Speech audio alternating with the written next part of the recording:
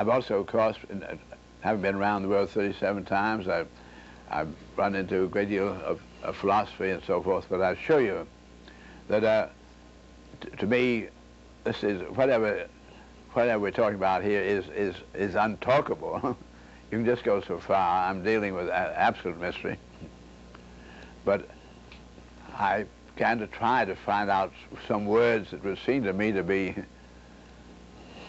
the most effective, because I can understand that the particular shape that you and I have is entirely to do with the biosphere.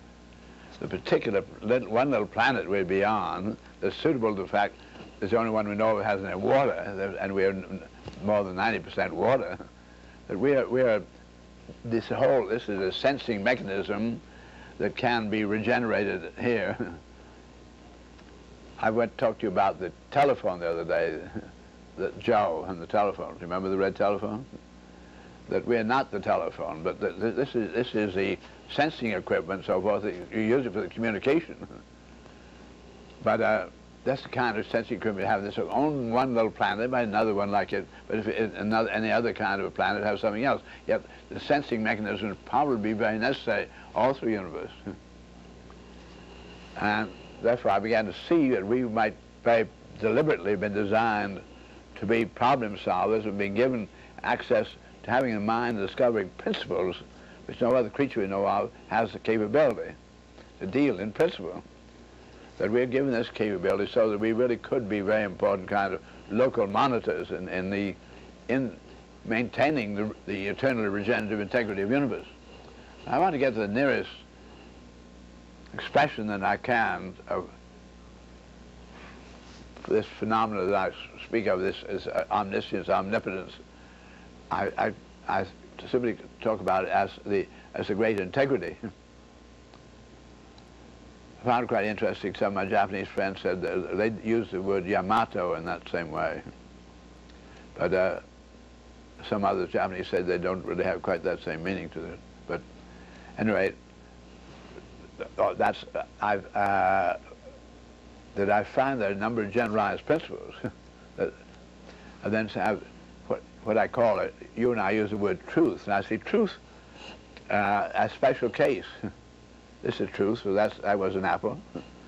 The truths are, however, embracing generalized principles, so they tend to be very communicative and articulate of a generalized principle, so you really feel them as principle. Therefore you call it truth. But so these special case experiences or truths then tend to lead. You never get to any exactitude, as Heisenberg makes it clear, so we simply can get a little closer to the truth. And so I see there is approaching of truths, and that's why I then talk about then God as being the synergetic integral of all truths. And I say these are just words. They're so utterly inadequate, Morgan. But it's very important to use at least the clues, the things that give me such a deeper feeling. Tomorrow, when I will be able to read these things to you, I would like to, because I have written what I do, what I call praying a great deal, and I think it would be better to wait and read what I have than to try to memorize it through or to say it to you now. But